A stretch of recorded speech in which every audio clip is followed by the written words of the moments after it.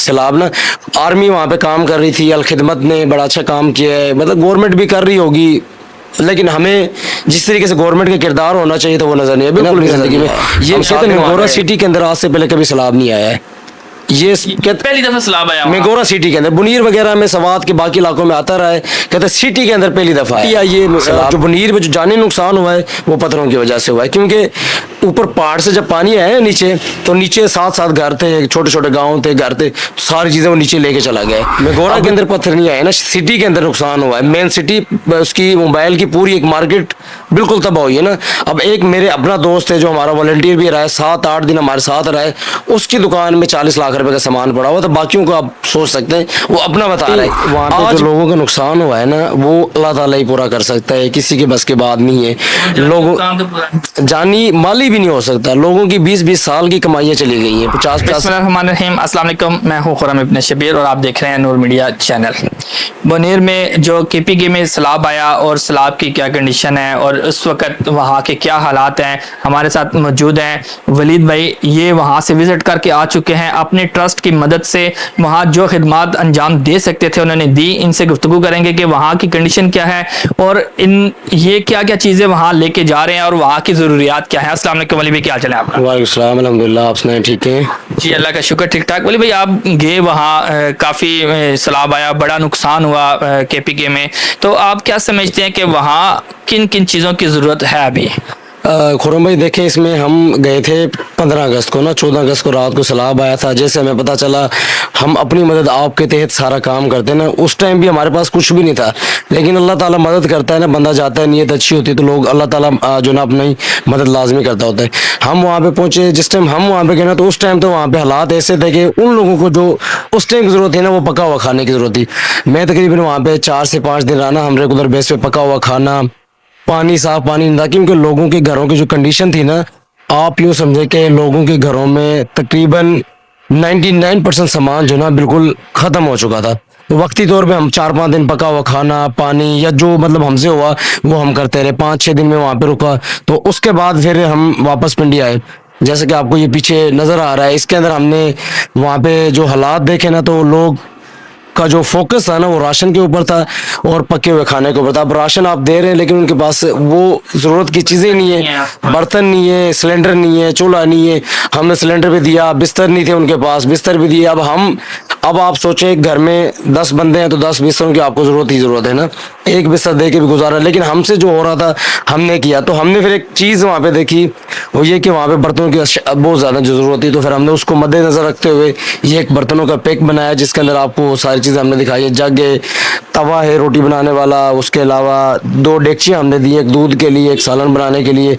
जो ज़रूरियात के आइटम होते हैं वो हमने वहाँ पे किए इस पैकेज के अंदर। एक किचन के लिए जो ज़रूरियात है वो आपने इसमें की। अंदाजन कितने घरों के लिए ये सामान लेके जा रहे हैं आप? हमारा टारगेट है 200 फैमिलीज का, इंशाल्लाह वो हम 200 फैमिलीज को मुकम्मल करेंगे। हमारे पास राशन भी है, लेकिन मैं लोगों को सजेस्ट ये करूँगा जो लोग वहाँ पे जा रहे हैं कि वो फोकस करें बर्तन के ऊपर, सिलेंडर के ऊपर और बिस्तरों के ऊपर। और हम वहाँ पे टैंकर के थ्रू पानी भी दे रहे हैं, क्योंकि अभी तक आज मेरे ख्याल से 10 दिन इस बात को गुजर गए मेगोरा के अंदर, बुनीर के अंदर। अब मेगोरा सिटी के 4-5 ऐसे इलाके हैं जिसमें सबसे ज़्यादा जो नुकसान हुआ है वो एक इलाका है बांग्लादेश के नाम से ना, वो बहुत बड़ा इलाका है। वहाँ पे हज़ारों की तादाद में लोगों के घर गिरे हैं और जिनके घर बचे, लेकिन घर बचने के बावजूद उनके घर में सामान कोई नहीं बचा ना, फिर कूलर, पंखे, बर्तन कुछ भी नहीं बचा उनका, बिल्कुल ज़ीरो पे आ गए। सारी चीज़ें मतलब पानी बहा के ले गया है। अच्छा, एक और चीज़ बताएं कि यहाँ से लोग जा रहे हैं कुछ मदद करने के लिए, जैसे आपका एक ट्रस्ट है, आप मुकम्मल एक सिस्टम के तहत जा रहे हैं, कुछ लोग अपनी मदद आपके तहत जाना चाहते हैं, तो उनके लिए आप क्या कहेंगे कि क्या कैसी चीज़ें लेके जाएं या उनको सामान लेके जाने में क्या क्या मुश्किलात हो सकती हैं? देखें जी, अगर उन्होंने पिंडी से जाना है, इस्लामाबाद से जाना है, तो वो कोशिश करें कि बर्तन लेके जाएं। क्रॉकरी यहाँ पे सस्ती है। अगर उन्होंने सिर्फ राशन बनाना है तो मैं ये रिकमेंड करूँगा कि जो रेंट लगता है ना यहाँ पे लेके जाने का वो ना करें, सवाद में जाएं, हमसे रब्ता करें, हम मुकम्मल उनको वहाँ पे चीज़ें प्रोवाइड करके देंगे। पिंडी से सस्ती चीज़ें वहाँ पर आपको मिल जाएगी ना, राशन अगर आपने परचेज़ करना है। अगर आपने क्रॉकरी करना है, जैसा कि हमने बर्तनों का काम किया, तो वो पिंडी से आप परचेज़ करें। हम राशन लेके जा रहे हैं, वो इसकी वजह से लेके जा रहे हैं, कुछ डोनर हजरात हमारे ऐसे थे। अब जिस तरह ये राशन राशन पड़ा हुआ है, एक बंदे ने हमें 30 राशन पैक दिए, एक बंदे ने 50 दिया, तो वो हमारी मजबूरी है राशन लेके जाना। लेकिन हम कभी भी प्रेफर नहीं करेंगे कि हम यहाँ से राशन खरीदें, उसको बनाएं और उसके बाद लेके जाएं। हमने अगर राशन वाला काम करना हो तो हम स्वाद से करेंगे। आप सिलेंडर यहाँ से सस्ता मिलता है, सिलेंडर लेके जाएं, बर्तन लेके जाएं, कूलर वगैरह लेके जाएं पानी के लिए। वहाँ पे बड़ी मुश्किलात हैं इस चीज़ों की। खाने पीने की मुश्किलात ज़्यादा है, पानी की मुश्किलात है, इसके अलावा सिलेंडर। और एक और दोस्त से बात हुई थी, वो कहते कि बिजली भी वहाँ नहीं है, तो उसके लिए सोलर प्लेटें या बैटरी वगैरह का बंदोबस्त हो जाए। तो क्या इस तरह की भी ज़रूरियात हैं?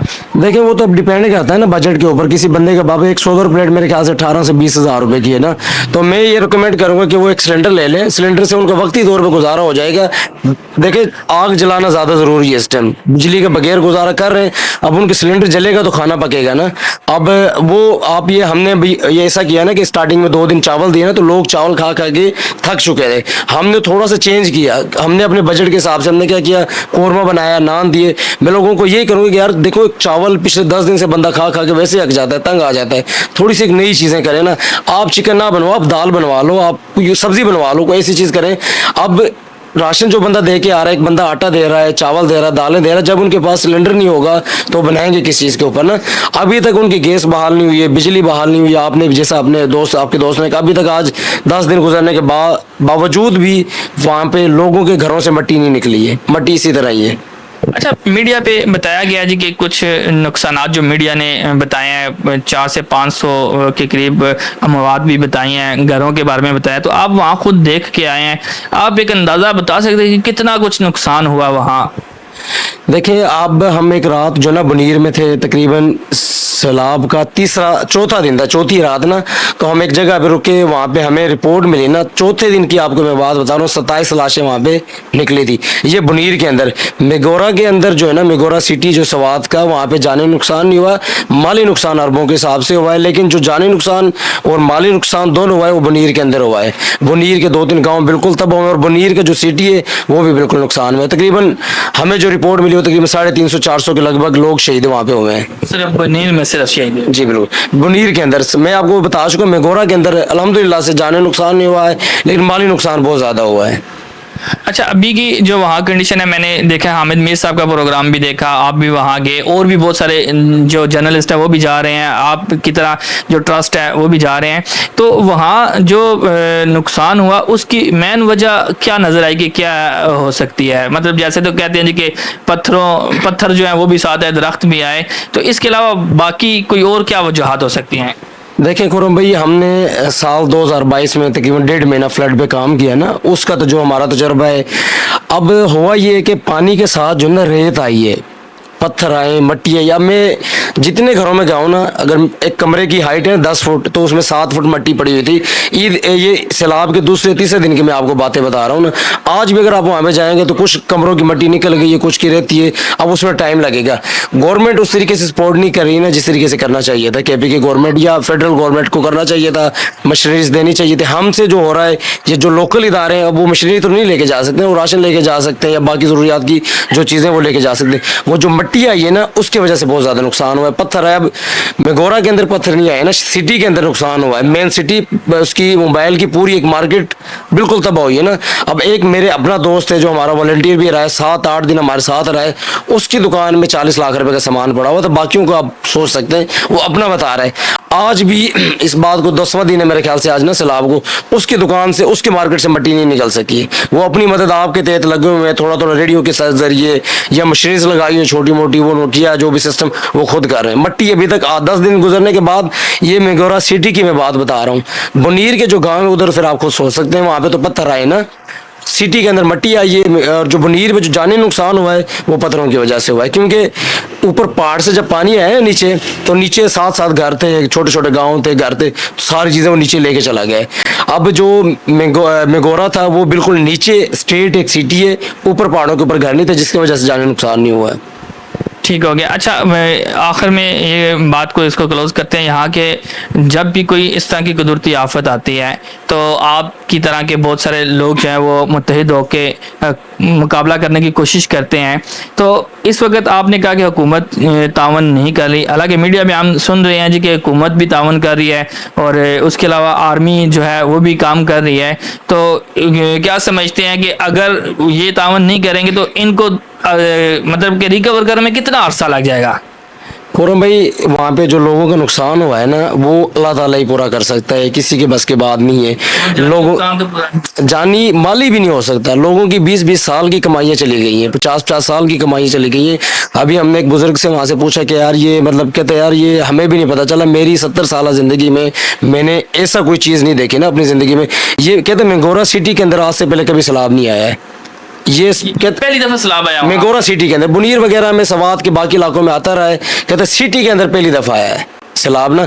आर्मी वहाँ पे काम कर रही थी, अल खिदमत ने बड़ा अच्छा काम किया है, मतलब गवर्नमेंट भी कर रही होगी, लेकिन हमें जिस तरीके से गवर्नमेंट का किरदार होना चाहिए तो वो नजर नहीं है, बिल्कुल भी नजर नहीं आया। हम 7 दिन वहाँ पे रहे। मशीनरी होनी चाहिए, जैसे वो आके काम करे वैसा नजर नहीं आ रहा। देखिए टीएनए के पास जो मशीनरीज होती है ना, वो एक लगी हुई थी। इनको चाहिए था एक्स्ट्रा कुछ चीजें लेके आते ना, वो ऐसा कुछ भी नहीं था वहाँ पे। अच्छा, बस आखिर में बस ये बता दें कि जो लोग यहाँ से जाना चाहते हैं वो किस तरह की चीज़ें ज़्यादा से ज़्यादा लेके जाएं। एक तो आपने खाने का और बर्तन का जिक्र किया, इसके अलावा और ऐसी कैसी क्या चीज़ें होनी चाहिए, क्योंकि जब आप यहाँ से बताते हैं ना तो वो सारे लोग फिर उस तरफ तवज्जो देना शुरू कर देते हैं। ऐसा ना हो कि सारे बर्तन लेके चले जाएं, खाने के लिए कुछ ना हो, तो उस हवाले से कुछ बता दें आप। देखिए इस टाइम जो ज़्यादा ज़रूरत है ना वो मेंगोरा के अंदर है काम करने की ना।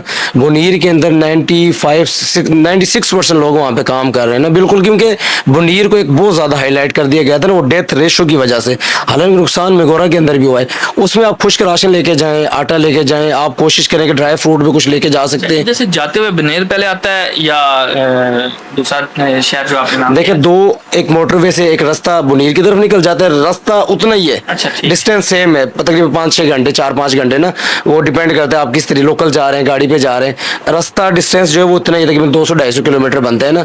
बुनीर एक अलग ट्रैक पे चला जाता है, सवात मेंगोरा जो है एक अलग ट्रैक पे चला जाता है। तो ये चीज़ें आप लेके जाएं, खुश्क राशन लेके चले जाएं, दालें लेके जाएं, मतलब कोशिश करें। सब्जियां आप वो लेके जा सकते हैं, सब्जियां वहाँ से खरीदें, दालें आप वहाँ से खरीदें, जैसा कि मैं पहले आपको बता चुका हूँ। सवात से आपको, सवात वालों की एक अच्छी चीज़ हमें ये लगी ना कि हमने एक आटा खरीदा, एक सिंपल मिसाल दूंगा, एक चीज़ हमने खरीदी वो 50 रुपए की थी ना, सैलाब आने से एक दिन पहले।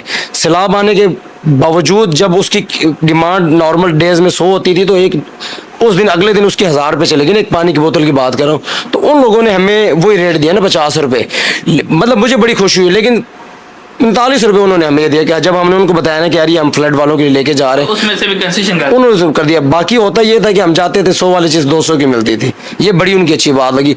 पिंडी में भी अगर अल्लाह ना करे ऐसा कोई मामला आता है ना तो कुछ चीज़ें रेट बढ़ा देते हैं। मैंने आपको हो जाता है रेट बढ़ बिल्कुल, आप राशन वहाँ से खरीदें, सब्जियाँ वहाँ से खरीदें, बिस्किट तक वहाँ से आप खरीदें, पानी वहाँ से खरीदें, जूस वहाँ से अच्छी क्वालिटी का पेशावर का बना हुआ। हमने एक बिस्किट खरीदा, आप यकीन करें 40 रुपये का हमें वो होलसेल में पड़ा। उसके अंदर नॉर्मल 3 सुपर की डब्बी डली हुई थी, लेकिन टेस्ट सुपर से अच्छा था, पेशावर का बना हुआ था, पेशावर का लोकल बना हुआ लोकल, लेकिन क्वांटिटी बहुत आला किस्म की थी। आपका कहना यह है कि अगर खाने पीने की चीजें लेके जानी है तो वो वहां से जाके खरीद लें, और अगर क्रॉकरी की चीजें खरीदनी है तो वो यहाँ से खरीद लें। बिस्तर भी आपको पिंडी से आप हमसे रब्ता करें, हम आपको डायरेक्ट फैक्ट्री में, क्योंकि हम बिस्तर भी कर रहे हैं ना, फैक्ट्रीज के जो ऑनर हैं, एक ढोगसू में था, उससे कल हमारी मीटिंग हुई, उसको सारा बताया है। उसने जो 1400 वाली चीज़ है उसने हमसे कमिटमेंट की कि आपको हम ये 1300 रुपये में 1250 में विथ पैकिंग आपको देंगे ना। इस तरीके से बर्तन आपको हम होलसेल में आपको बताएंगे कि आप फलाने बंदे के पास राजा बाजार में चले जाएं, आपको वहाँ से मिल जाएगा। कूलर का रेट हमें 650 रुपये मिला, उसी कूलर का लोगों को 1000 रुपये रेट मिला हुआ था। हम पहले वर्किंग की ना, हमने तकरीबन राजा बाजार में 2 दिन गुजारे हैं, 50 दुकानदारों के पास गए, तब जाके ये चीज़ें हमें पता चला कि यार ये बंदा क्या चीज़ दे रहा है और किस रेट पे दे रहा है। आपने कहा कि आपके साथ रब्ता कर ले, तो रब्ता करने का क्या तरीका कार है, या अपना नंबर बता दें। ये वैसे कॉन्टेक्ट नंबर सामने भी लिखा हुआ है, वैसे आप उसमें आप कॉन्टेक्ट दे दीजिएगा, वो रब्ता करेगा, हम उनको कॉन्टेक्ट नंबर डायरेक्ट देंगे ना दुकानदार का, जाके वो चीज़ें वहाँ से परचेज कर ले। जिन दुकानों से सस्ती चीजें मिल रही हैं आप उनका नंबर दे देंगे ताकि वो जाके खरीद ले, जिसको जो चीज चाहिए उसके रेलिवेंट चीजें आप बता देंगे। बर्तन से रिलेटेड, कूलर से रिलेटेड, बिस्तरों से रिलेटेड या चटाइयाँ लेनी है, बाकी चीज़ें मैं प्रेफर यही करूँगा कि यार आप लोग वहाँ से लें, बाकी हर बंदे की अपनी मर्जी है। हमने जो कुछ भी किया है ना, लास्ट में अपनी बातें क्लियर कर दूँ, ये हमने अपनी मदद आपके तहत की है। अल्हम्दुलिल्लाह से हो सकता है 10-12 हज़ार हमारा अपनी जेब से लगा होगा, हमने हमारे लिए इस टोटल काम में से 8-10-12 लाख का जो भी काम किया 1 रुपया भी आराम है। जज़ाकल्लाह, बहुत शुक्रिया जी आपका। आपने गुफ्तगू सुनी कि अगर आप जाना चाहते हैं वहाँ तो जो तरीका कारवली भाई ने बताया उसके तहत अगर आप करेंगे तो आपको ज़्यादा फ़ायदा होगा। इजाज़त चाहेंगे, फिर मिलेंगे अगली वीडियो में। अल्लाह हाफिज़।